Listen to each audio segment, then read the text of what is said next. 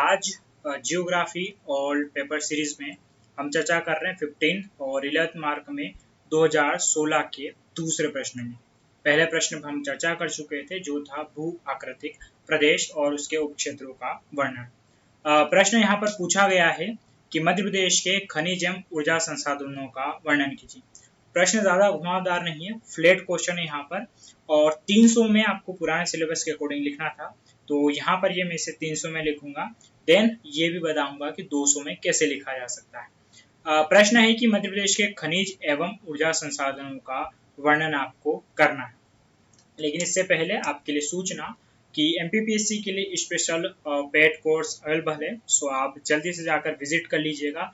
बहुत सारे आपको फ्री डेमोज वीडियोस अवेलेबल है इसी पीएससी चैनल पर, तो आप जाइए प्लेलिस्ट में ओपन कीजिए MPPSC economy for MPPSC, history for MPPSC नाम से, और जियोग्राफी फॉर एमपीपीएससी के नाम से भी लगभग 3 प्लेलिस्ट है। वहां पर जाकर आपके लिए कम से कम 25 डेमो वीडियो है, देखिएगा और फिर आके जरूर मिलिएगा। चलिए वापस लौटते हैं हम हमारे प्रश्न की तरफ। और प्रश्न में आपसे पूछा है कि ऊर्जा संसाधनों का वर्णन कीजिए और खनिज का।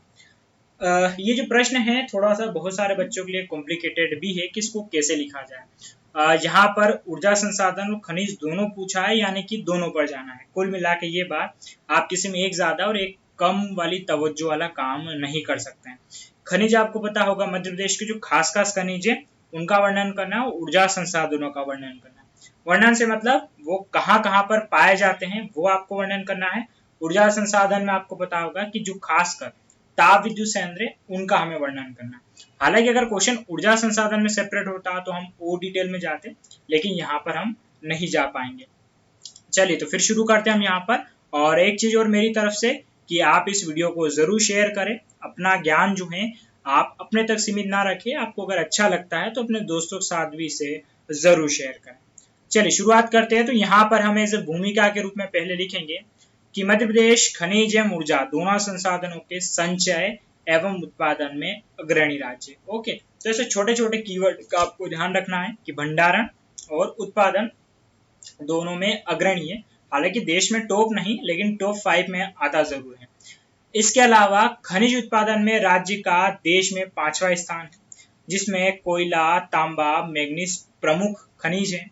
तो वहीं सारे ऊर्जा, जल ऊर्जा एवं पवन ऊर्जा के प्रमुख ऊर्जा में मध्य प्रदेश ने विगत कुछ वर्षों में तीव्र उत्पादकता प्राप्त करी है। यानी कि खनिज की हमने बात कर ली तो कोयला, तांबा प्रमुख है, तो वहीं सौर ऊर्जा, जल ऊर्जा और पवन ऊर्जा में मध्य प्रदेश ने उत्पादकता प्राप्त की है। देखिए आपको इसी प्रकार से भूमिका लिखनी है, और यहाँ पर इतनी लाइन में मैंने खनिज एवं ऊर्जा दोनों के बारे में जो खास खास बातें हैं वो यहाँ पर लिख दी। तो आप भी 300 शब्दों में जब पूछा जा रहा है तो इतना तो आप जरूर लिख सकते हैं भूमिका के रूप में। अब चर्चा हम करेंगे कि मध्य प्रदेश में खनिज संसाधन। तो मध्य प्रदेश के जो खनिज संसाधन है उन्हीं को हमें क्या करना है, यहाँ एक एक करके वर्णित करना है। तो पहले कुछ सामान्य सी जानकारी उनके बारे में कि मध्य प्रदेश में खनिज वितरण असमान है, जिसका प्रमुख कारण है कि उपस्थिति भूगर्भिक चट्टानों एवं शेल समूह के आधार पर। तो मध्य प्रदेश में कोई पर्टिकुलर एक ही जगह सारा खनिज संसाधन नहीं है, अलग अलग जगह से अलग अलग खनिज संसाधन मिलते हैं। उसके लिए इस डायग्राम में हम पहले बता देंगे कौन कौन से हम बताने वाले हैं आगे, और प्रमुख कौन कौन से हैं। तो जिसमें हीरा, कोयला, चूना पत्थर, मैग्नीज, तांबा, बॉक्साइट और लोहा। तो जानकारी में आपको दे दूं कि खास की चर्चा करनी, वरना मध्य प्रदेश में 100 से ऊपर ही खनिज संसाधन, वरना जिनकी उत्पादकता अच्छी है और जो अच्छी मात्रा में पाए जाते हैं उन्हीं की चर्चा करनी। सो अब क्या करना, हमें एक एक करके इनका वर्णन करना है, कहाँ कहाँ पाए जाते हैं। सबसे पहले लोहा अयस्क। तो लोहा शुद्ध रूप में प्राप्त नहीं होता है, यह अयस्क ग्रेनाइट एवं धारवाड़ के चट्टानों में पाए जाते हैं, जो प्रमुखतया मध्य प्रदेश के जबलपुर, उमरिया, खंडवा और झाबुआ क्षेत्र में। तो कुल मिला के ये कि हमने बता दिया है कि ग्रेनाइट एवं धारवाड़ चट्टानों के रूप में होते हैं, जो कहाँ कहाँ मिलेंगे, जबलपुर, उमरिया, खंडवा, झाबुआ। बस आपको यही करना है, ज्यादा डिटेल में नहीं जाना है, क्योंकि याद रखिए अभी ऊर्जा संसाधन में आपको बताना है। उसके बाद मैग्नीज की चर्चा करें तो इसके उत्पादन में मध्य प्रदेश का पहला स्थान है, जो देश का 41% है। यह प्रमुख रूप से बालाघाट, छिंदवाड़ा, कटनी और जबलपुर क्षेत्रों में पाया जाता है। तो वही वाला कॉन्सेप्ट यहाँ पर, सामान्य जानकारी और कुछ विशेष बात, जैसे कि मैग्नीज का पहला स्थान है पूरे देश में मध्य प्रदेश का उत्पादन में मैग्नीज के, और जो प्रतिशत है वो भी हमने यहाँ पर बता दिया है। ओके, अब बारी है तांबा की। तो तांबा के बारे में ये कि मध्य प्रदेश में बालाघाट स्थित मलाजखंड खदान देश में प्रसिद्ध है। इसके अतिरिक्त मध्य प्रदेश के अन्य क्षेत्रों में विस्तार न्यूनतम है। यानी कहने का मतलब ये कि जो खनिज है तांबा वाला वो खासकर कहाँ मिलता है, बालाघाट में मिलता है, और मलाजखंड जो खनिज जो खान है वो इसके लिए प्रसिद्ध है। इसके बाद चर्चा करेंगे हीरा की। तो इसके उत्पादन मध्य प्रदेश का एकाधिकार है, जो पन्ना जिले में उत्पादित होता है। तो वही बता दूं, क्वेश्चन टफ नहीं है। अगर आपको सामान्य से भी जानकारी है तो आप उसमें अच्छा सा लपेट के लिख सकते हैं, बस आपका लिखने का तरीका आना चाहिए। सो आपको मैं यही कह रहा हूँ कि आप पुराने पेपर सारे सोल्व करिएगा। मैं 2014-15 करवा चुका हूँ। तो जियोग्राफी ओल्ड पेपर सीरीज की प्लेलिस्ट है, उसमें सारे वीडियो मिल जाएंगे आपको इसी चैनल पर। उसके बाद चूना पत्थर। तो यह कई उद्योगों में आवश्यक खनिज है जो सर्वाधिक कटनी उसके बाद जबलपुर, नीमच, मंदसौर जिले में पाया जाता है। तो ये हमने मध्य प्रदेश के जो प्रमुख खनिज संसाधन थे उनके बारे में चर्चा करी। बाकी मध्य प्रदेश के अन्य खनिज संसाधन है तो ये एक बढ़िया सा डायग्राम बना के लिख दीजिए। अब्रक, एस्बेस्टस, बॉक्साइट, सुरमा, डोलामाइट, सेलकड़ी और फेल्सपार। तो यहाँ पर ये बता देंगे तो इससे क्या होगा कि आपके उत्तर का जो इम्पैक्ट है वो काफी अच्छा हो जाएगा। तो इसलिए इस बात का खास ध्यान रखें कि एक छोटा सा डायग्राम भी आपको अच्छे खासे नंबर दिलवा सकता है। ये तो रही हमारी किसकी बात, खनिज संसाधन की। अब प्रश्न में ऊर्जा भी पूछा था तो वो भी लिखना रहेगा। तो यहाँ पर शुरुआत में भूमिका के साथ कि मध्य प्रदेश में ऊर्जा प्राप्ति में 66% हिस्सेदारी अभी भी ताप विद्युत संयंत्रों की है, तत्पश्चात जल, पवन एवं सौर ऊर्जा द्वारा। तो यानी कि मध्य प्रदेश में ऊर्जा संसाधन में कोयला जो संसाधन है उनकी विशेषताया चर्चा करनी है। तो मध्य प्रदेश के ताप विद्युत संयंत्र कौन कौन से हैं, तो यहाँ पर अभी आपको ज्यादा डिटेल नहीं जाना है, क्योंकि अगर आप इनके बारे में डिटेल लगने लग गए तो आपका उत्तर यहीं समाप्त हो जाएगा।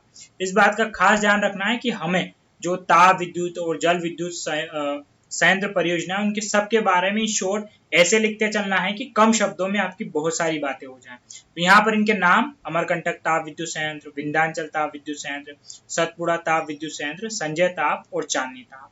ये मध्य प्रदेश के प्रमुख ताप विद्युत संयंत्र जहां पर क्या होता है, कोयले से बिजली बनती है। हालांकि ये क्वेश्चन 3 मार्कर में भी पूछा गया है कि मध्य प्रदेश के प्रमुख 3 तापी विद्युत संयंत्र के नाम लिखिए। तो जब आप बड़े उत्तर की तैयारी करेंगे तो छोटा भी आपसे कवर हो जाएगा। इसके बाद में फिर हम बात करेंगे जल की। यहाँ पर तो मध्य प्रदेश में जल विद्युत ऊर्जा परंपरागत रही है, जिसमें आजादी के पश्चात गांधी सागर प्रमुख बांध था, और वर्तमान में मध्य प्रदेश में कई परियोजनाओं से पन बिजली प्राप्त हो रही। पन बिजली यानी कि पानी से जो बिजली बनती है। और कौन कौन सी मध्य प्रदेश की प्रमुख जल परियोजना है, तो गांधी सागर, बाण सागर, ओंकारेश्वर, बरगी, माता टीला और इंदिरा सागर। ये हमने यहाँ पर कहाँ कहाँ है वो भी लिख दिया है। इसके बाद वीडियो के अंत में हम सौर ऊर्जा और पवन ऊर्जा की शॉर्ट ही चर्चा करेंगे, क्योंकि हम 300 शब्दों के करीब आ चुके हैं। तो यहाँ पर अंत में कि इसके अलावा, ओके, यहाँ पर ऐसा होगा, इसके अलावा मध्य प्रदेश में सौर ऊर्जा में नीमच एवं एशिया का सबसे बड़ा प्लांट रीवा प्रमुख है। पवन ऊर्जा हेतु विंड मॉनिटरिंग कार्यक्रम मंदसौर, गुना, मुरैना जिलों में कार्यरत हैं, तथा बायोमास एवं बायोडीजल से ऊर्जा प्राप्त करने हेतु नवीन ईंधन नीति का कार्यान्वयन हो रहा है। तो ये जो आखिरी में आपने लिखा है ये आपका बहुत सारा काम कर जाएगा, क्योंकि आप इस उत्तर में पवन ऊर्जा और जो सौर ऊर्जा है उनके बारे में इतना नहीं लिख पाएंगे, लेकिन लास्ट में आप इतना भी अगर लिख देते हैं तो आपको फिर अच्छे से नंबर मिलने की संभावना है। सो ये हमने चर्चा करी 300 में। अब देखिए जब बारी आती है अगर 200 की, तो 100 शब्द आपको गायब करने।